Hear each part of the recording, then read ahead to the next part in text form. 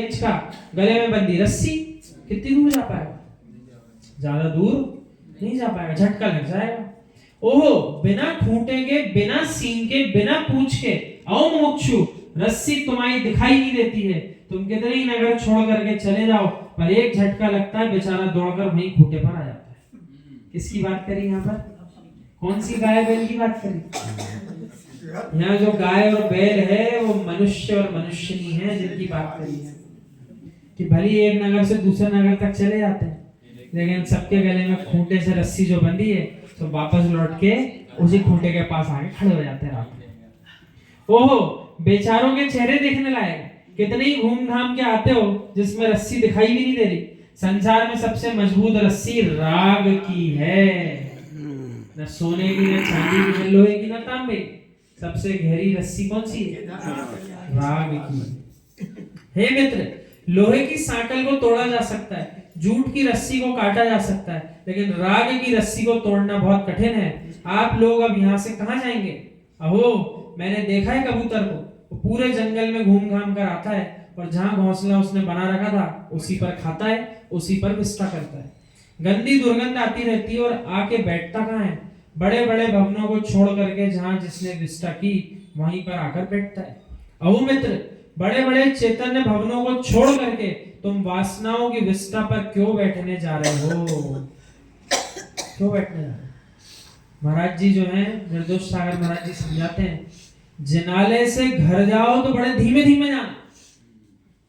कैसा लगना चाहिए? अरे जिनालय से घर जा रहे हैं, सो मन में खेद आना चाहिए, अरे जिनालय छोड़ के जाना पड़ा। और जिनालय आना हो तो सुपर जेट की स्पीड से आओ, कि खूंटा खुल गया, समय आ गया और गाय निकली चरने के, भरपेट खा के आएंगे। सो जिनालय के लिए आओ तो दौड़ लगा के आओ, जल्दी आओ।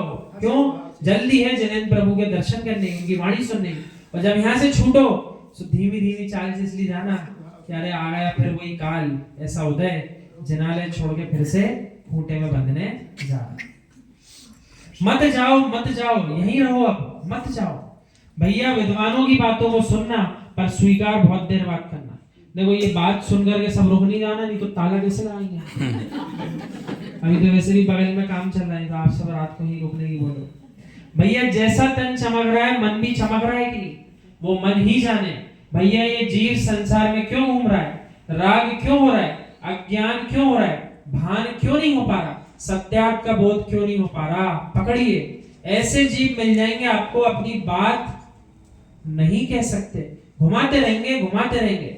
व्यक्ति जो भी जानता है अपने क्षयोपशम से ही जानता है, इसलिए जैन दर्शन कहता है हम क्षयोपशम को प्रमाणित नहीं मानते। क्यों नहीं मानते? किसी का क्षयोपशम थोड़ा कम, किसी का क्षयोपशम उससे ज्यादा, किसी का और ज्यादा। अब जो जितना जान पा रहा है उतने को ही आगम मान लेंगे, तो संपूर्ण ज्ञान फिर किसको प्राप्त होगा? इसलिए प्रमाणित किसको माना? केवल ज्ञानी सर्वज्ञ भगवान को प्रमाणित माना, जिनके ज्ञान में सब कुछ झलकता है। उनने जो बताया वो संपूर्ण ज्ञान ही आगम प्रमाण है। और व्यक्ति विशेष का जो क्षयोपशम है, उतने मात्र को आगम का हिस्सा बोल सकते हो, पूरा आगम नहीं बोल सकते। यानी एक अध्यक्ष अपनी आंखों से देखता है, दूसरा अध्यक्ष अपनी आंखों से देखता है, तीसरा अध्यक्ष अपनी आंखों से देखता है। ये अपनी अपनी आंखों से देख रहे हैं। ये पांचों की आंखें प्रमाणित नहीं है, पांचों के नेत्र भी प्रमाणित नहीं है।